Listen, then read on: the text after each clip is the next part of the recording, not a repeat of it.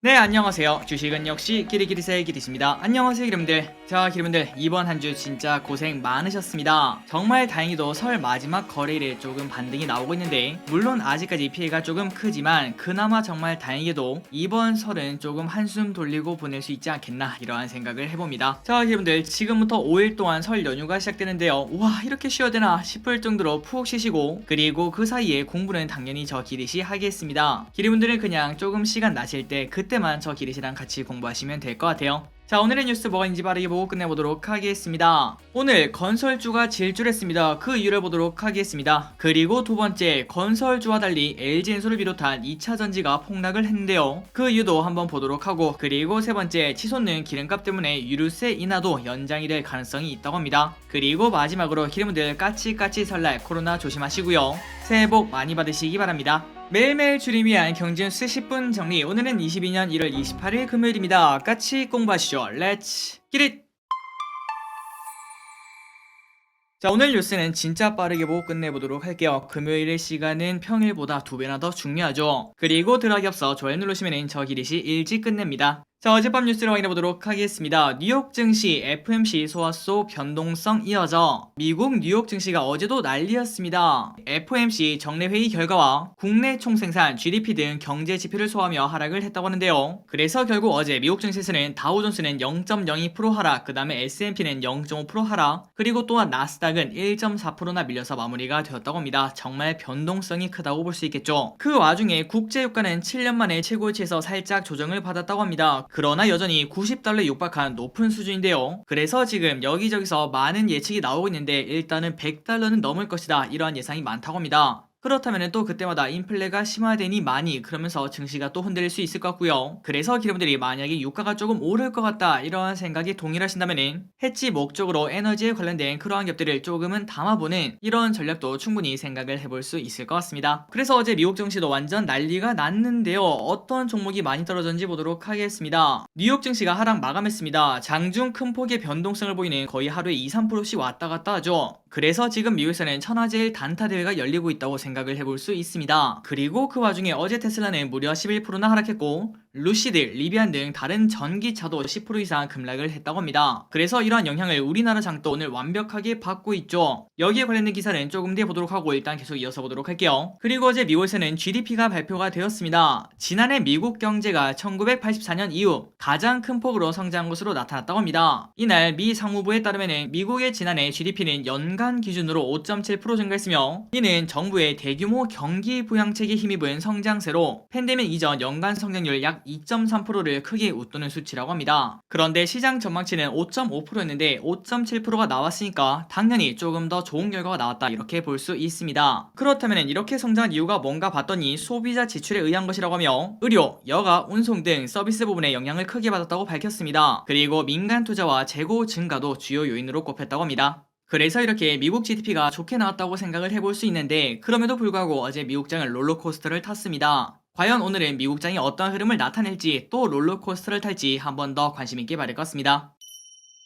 다음입니다. LG엔솔, 그 다음에 삼성 SDI 등 2차전지가 폭락을 하고 있습니다. 그리고 그 이유는 아마도 많은 기업들이 이거 LG엔솔 이렇게 떨어지는 거 보니까 고평가인가 보다 이런 생각을 할 수 있는데요. 하지만 그것뿐만 아니라 2차전지주 전체가 빠지는 거 보니까 테슬라가 10% 넘게 폭락하니까 그 영향을 받았다고 생각을 해볼 수 있습니다. 내용을 보도록 하겠습니다. 국내 상장된 2차전지 관련주가 급락하고 있다. 밤사이 테슬라가 10% 넘게 폭락한 것을 비롯 미국 전기차 업체 주가가 일제히 하락한 영향으로 풀이가 된다고 합니다. 그래서 오늘 10시 기준 LG엔솔은 6% 하락, 삼성 SDI는 5.7% 하락, SK이노베이션은 1.1% 하락한 이렇게 국내 3사가 전부 다 큰 폭으로 하락하고 있으며 그 외에도 2차전지 지수에 포함된 SKIT도 엄청나게 하락했습니다. 9.4% 하락, 후성 7.3% 하락, 에코프로비엠 6.9% 하락, 솔루스 첨단 소재 6.2% 하락, 첨보 5.3% 하락, LNF 4.8% 하락, 일진 머티리얼즈 4.2% 하락, 그리고 SKC 2.8%나 하락을 했다고 합니다. 그리고 이 흐름은 지금까지도 이어가고 있습니다. 그러니까 2차전지가 오늘 매우 좋지 않은데 그렇다면 그 이유가 뭔가 봤더니 처음에 봤던 대로 테슬라는 실적 발표에서 부품 공급에 문제가 있어 공장이 몇 분기 동안 용량 미만으로 가동되고 있으며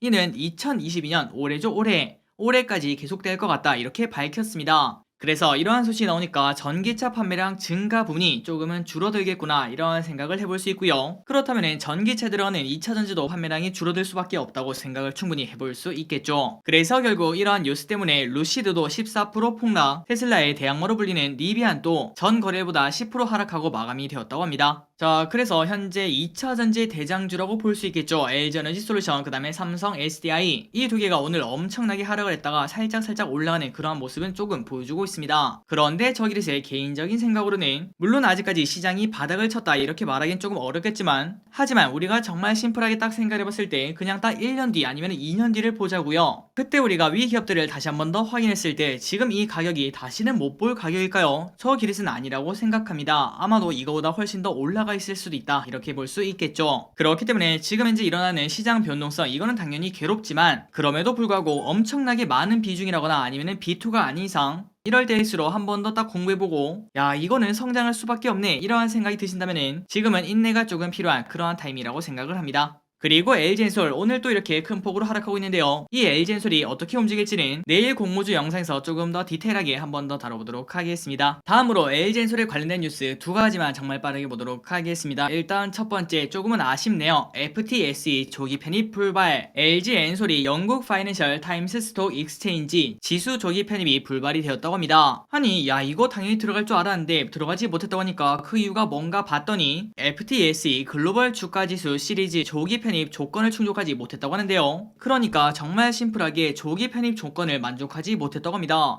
야, 이 정도로 상장을 했는데 이걸 만족 못하면 도대체 어느 정도 돼야지 만족을 하는지 그건 잘 모르겠지만 그런데 결국 이거는 그냥 시간 문제겠죠. 당연히 언젠가는 들어갈 거기 때문에 늦어도 다음 분기에는 당연히 들어가지 않겠나 이러한 생각을 해볼 수 있습니다. 어쨌든 이 부분은 조금 아쉽다고 생각을 해볼 수 있겠네요. 그리고 이어서 이 뉴스를 보도록 하겠습니다. 그러나 그 반면 MSCI는 조기 편입에 성공을 했다고 합니다. FTSE 글로벌 지수 수시 편입에는 실패를 했지만 MSCI 조기 편입에는 성공을 했다고 합니다. 그래서 증권가에서는 아마도 6,900억 규모의 수급 영향이 있을 것으로 봤다고 하네요. 그리고 이거 말고도 2차전지 ETF, 그 다음에 연기금의 기계적인 매수 이런 것들이 지속적으로 따라온다고 볼 수 있는데 자 그렇다면 모든 대형주가 그랬다시피 LG엔솔도 처음에는 주가가 살짝 빠지다가 올라가는 그러한 형태를 아마도 나타내지 않겠나 이렇게 볼 수 있는데요. 아까 말씀드렸던 대로 내일 한 번 더 LG엔솔 앞으로의 흐름을 예상을 해보도록 하겠습니다.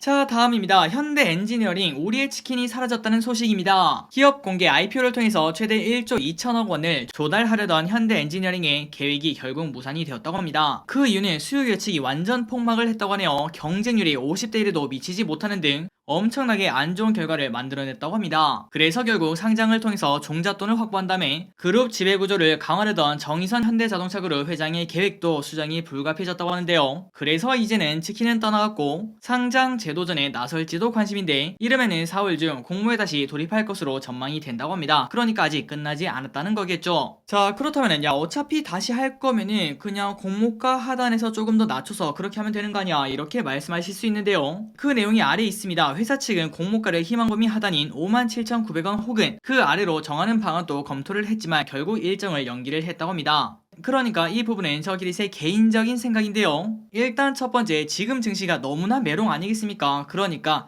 야 지금 하는 것보다는 그래도 조금 뒤에 하는 게 조금 더 높은 가격을 받을 수 있지 않겠나 그러한 기대감이 충분히 있다고 생각을 해볼 수 있고요. 그리고 두 번째 현대 엔지니어링이 다른 건설사보다 조금 더 높은 가격을 받으려고 했던 이유는 딱 이거였습니다. 친환경에 관련된 그리고 플러스 원전에 관련된 그러한 코인을 탔다고 생각을 해볼 수 있는데요. 그런데 지금은 이러한 성장주에 관련된 기업들이 완전 박살이 나고 있기 때문에 한 3개월 정도가 지나면 대선도 끝났고 그때 혹시나 친환경 그 다음에 원전에 관련된 기업들이 다시 한 번 더 랠리를 할 수 있기 때문에 그러한 호재 뉴스를 등에업고 다시 한 번 더 도전하겠다 이러한 생각도 해볼 수 있을 것 같습니다. 그래서 결국 현대 엔지니어링 일단은 연장이 되었다는 거 알려드리고요. 다음에는 조금 더 합리적인 그러한 가격으로 꼭 만나뵀으면 좋겠습니다. 자 그리고 플러스 이 부분을 같이 생각을 해봐야 되는데요. 오늘 건설주가 엄청나게 오르고 있습니다. 한이길이 갑자기 현대 엔지니어링이 상장을 안 한다고 하니까 현대건설을 필두로 이렇게 건설주가 오른 이유가 뭐야? 이렇게 물어보실 수 있는데요. 자, 그 이유는 심플합니다. 히레분들 이거 들어보셨죠? LG엔솔이 상장하니까 그 옆에 있는 기업들의 수급을 전부 다 빨아들이면서 다른 대형주 그리고 특히 2차전지 관련주에서 돈이 빠져나가기 때문에 그런 기업들이 조금 약한 흐름을 나타낸다 이런 말을 들어보신 분들이 많으실 겁니다. 자, 그렇다면 현대 엔지니어링도 최하단 공모가가 거의 5조 원에 다른데요. 이 정도의 기업이 상장을 한다면 코스피에도 약간의 부담을 줄 수 있었고, 그리고 특히 건설주에게 많은 영향을 줄 수 있었다고 볼 수 있겠죠. 그래서 그러한 염려 때문에 지금 현재 건설주가 조금 다 눌려있는 상황에서 그때 갑자기 안녕하세요, 저 현대 엔지니어링입니다, 우리 좀 쉬었다가 다시 또 돌아올게요, 이렇게 말하니까 패시브 자금이 그렇게 빨려 들어가는 그러한 우려가 한 번에 사라졌다고 생각을 해볼 수 있겠죠. 그래서 결국 건설주 오늘 엄청나게 불타오르고 있는데요. 이러한 흐름이 대선 전후로까지 끌고 갈 수 있을지 한번 우리가 또 관심있게 공부를 해봐야 될 것 같습니다.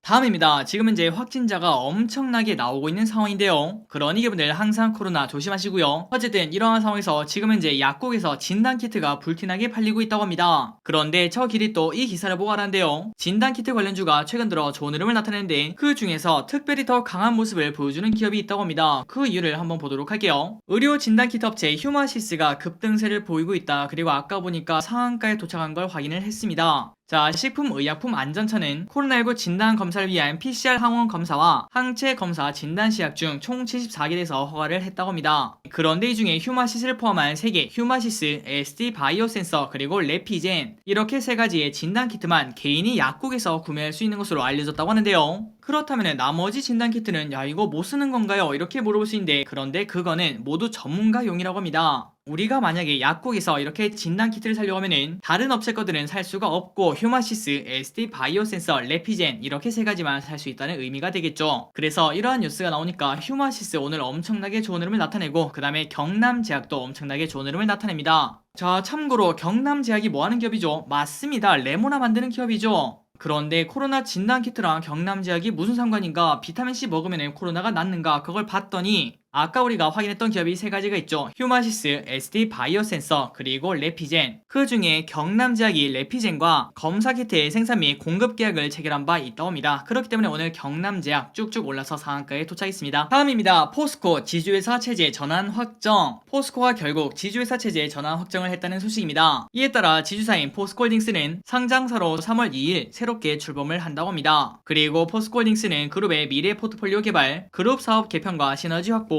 그리고 그룹 전반의 ESG 경영을 강화하는 역할을 수행을 한다고 합니다. 자, 그렇다면 이 안에서 물적 분할이 일어났겠죠. 물적 분할 후에 신설되는 철강 사업에서는 지주사의 100% 자회사인 비상장 법인으로 포스코 사명을 그대로 사용을 한다고 합니다. 그러니까 우리가 여기까지 딱 봤을 때 뭐 바뀐 게 없구만, 이런 생각을 해볼 수 있는데요. 그럼에도 불구하고 이렇게 지주회사 체제로 바꾼 이유가 무엇인가 봤더니, 포스코 그룹은 지주사 체제 전환에 따라 기존 철강사에 꼬리표를 떼고 친환경 소재 기업으로 변신한다는 목표를 가지고 있다고 합니다. 그러니까 철강을 캐시카우로 딱 둔 다음에 2차 전지 소재, 리튬 니켈, 수소, 에너지, 건축 인프라, 식량 등을 그룹의 핵심 기반 사업으로 선정해 지주사를 중심으로 각 사업의 경쟁력을 높이고 시너지를 극대화한다는 계획을 가지고 있다고 합니다. 그래서 결국 포스코의 결과가 이렇게 나왔는데 앞으로도 지속적으로 좋은 흐름을 나타냈으면 좋겠습니다. 다음입니다. 치솟는 유가의 논란 정부 4월 종료 유류세 인하 연장 검토. 자, 기분들이 아시다시피 지금 현재 유가가 쭉쭉 올라와서 이거 $100 간다, 이런 얘기가 정말 많이 나오고 있죠. 그러다 보니까 4월 말 종료 예정인 유류세 인하 조치를 연장하는 방안을 검토를 한다고 합니다. 그리고 다음입니다. 개인컵 할인액 100원 높였더니 이용 건수 60% 증가. 이게 무슨 소리일까요? 자, 스타벅스 코리아는 개인컵을 이용하는, 그러니까 텀블러겠죠, 고객에게 주는 혜택을 강화한 이후 개인컵 이용 건수가 작년보다 급증했다고 27일 밝혔습니다. 자, 그렇다면 혜택을 얼마나 많이 바꿨나, 그걸 봤더니 개인컵 이용 시 음료값에서 할인하는 금액을 기존 300원에서 400원으로 올렸고요. 또한 스타벅스 리워드 회원이 개인컵을 사용할 때 가격 할인 대신에 에코별 적립을 택할 경우에는 4달 2일까지 음료당 별 1개가 아니라 2개씩 적립을 해주고 있다고 합니다. 자, 그나저나 한 가지 질문이 있습니다. 이거 에코별 적립하면 뭐가 좋은 건지 혹시